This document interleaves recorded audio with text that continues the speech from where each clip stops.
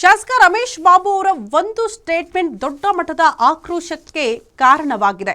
ಈಗಲೂ ಕೂಡ ತಮ್ಮ ಹೇಳಿಕೆಗೆ ಅವರು ಸಮರ್ಥನೆ ಮಾಡದ ರೀತಿಯಲ್ಲೇ ನಮಗೆ ಕಾಣಿಸ್ತಾ ಇದೆ. ಕಾರಣ ಕೆಆರ್ಎಸ್ ಭಾಗದ ಜನರ ಆಕ್ರೋಶಕ್ಕೆ ಈ ಶಾಸಕ ರಮೇಶ್ ಬಾಬು ಅವರ ಹೇಳಿಕೆ, ಅವರ ಸ್ಟೇಟ್ಮೆಂಟ್ ಆಕ್ರೋಶಕ್ಕೆ ಕಾರಣ ಆಗಿರೋದು. ಈ ಹಿಂದೆ ಕೊಟ್ಟಿದ್ದ ಹಕ್ಕುಪತ್ರ ಅಸಿಂಧು ಅಂತ ರಮೇಶ್ ಬಾಬು ಅವರು ಹೇಳಿದ್ರು.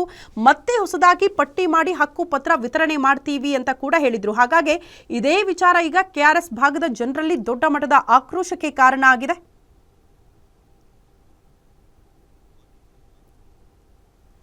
ಹೊಸಲ ಏನು ಹಕ್ಕುಪತ್ರ ಕೊಟ್ಟಿದ್ದಾರೆ ಅದು ಹಕ್ಕುಪತ್ರ ಅದು ಕ್ರಮಬದ್ಧವಾಗಿಲ್ಲ, ಅದು ಆಥರೈಸ್ಡ್ ಅಲ್ಲ, ಅದು ಯಾವುದೇ ಕಾರಣಕ್ಕೆ ಸಿಂಧು ಅಲ್ಲ. ಆ ಬಗ್ಗೆ ನಮ್ಮಲ್ಲಿ ಯಾವುದೇ ಥರದ ಹಕ್ಕುಪತ್ರವನ್ನು ಬಿಟ್ಟರೆ ಯಾವುದೇ ಥರದ ಫೈಲು ಅದ್ರ ಬಗ್ಗೆ ಯಾವುದೇ ಥರದ ಮಾಹಿತಿ, ಪೂರ್ಣ ಮಾಹಿತಿ ಇಲ್ಲ.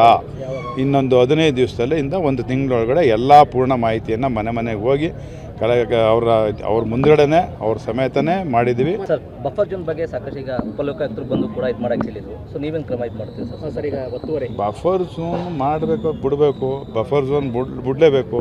ನಾನಾದರೂ ಬಿಡಬೇಕು, ಇಲ್ಲ ಪ್ರಕೃತಿ ತನ್ನನ್ನು ತಾನು ಸರಿಪಡಿಸೋದು ಗೊತ್ತದೆ. ಹೊಸಲ ಏನಕ್ಕೆ